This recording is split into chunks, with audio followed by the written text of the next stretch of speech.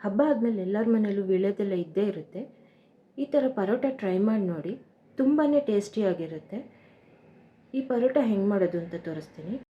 ಒಂದು ಬೌಲ್ನಲ್ಲಿ ಗೋಧಿ ಹಿಟ್ಟು, ಕಡಲೆ ಹಿಟ್ಟು, ವೀಳ್ಯದೆಲೆ ಸಣ್ಣಗೆ ಹೆಚ್ಚಿರೋದು, ಜೀರಿಗೆ ಪುಡಿ, garam masala, red chilli powder, Kitchen King masala powder, ಧನಿಯಾ ಪೌಡರ್, ಉಪ್ಪು, ಸಣ್ಣಗೆ ಹೆಚ್ಚಿರೋ ಬೆಳ್ಳುಳ್ಳಿ, ಈರುಳ್ಳಿ ಸಣ್ಣಗೆ ಹೆಚ್ಚಿರೋದು, ಎಣ್ಣೆ ಹಾಕಿ ನೀರು ಹಾಕಿ ಚಪಾತಿ ಹಿಟ್ಟು ಅದಕ್ಕೆ ಚೆನ್ನಾಗಿ ಕಲಿಸ್ಕೋಬೇಕು.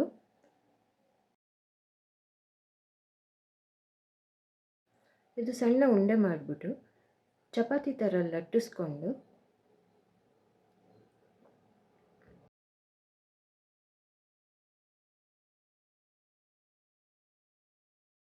ಅದ್ರ ಮೇಲೆ ಎಣ್ಣೆ ಹಚ್ಚಿ ಅದು ಅರ್ಧಕ್ಕೆ ಫೋಲ್ಡ್ ಮಾಡಬೇಕು.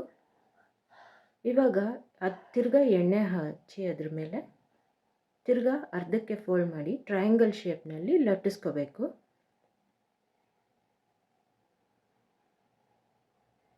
ಅದ್ರ ಮೇಲೆ ಕಲೋಂಜಿನ ಹಾಕಿ ಲೈಟಾಗಿ ಲಟ್ಟಿಸಿ ಕಾದಿರೋ ಹೆಂಚು ಮೇಲೆ ಹಾಕಿ ತುಪ್ಪ ಹಾಕಿ ಎರಡೂ ಕಡೆ ಮೀಡಿಯಮ್ ಫ್ಲೇಮ್ನಲ್ಲಿ ಕ್ರಿಸ್ಪಿ ಆಗೋವರೆಗೂ ರೋಸ್ಟ್ ಮಾಡಿದ್ರೆ ವೀಳ್ಯದೆಲೆ ಪರೋಟ ರೆಡಿ.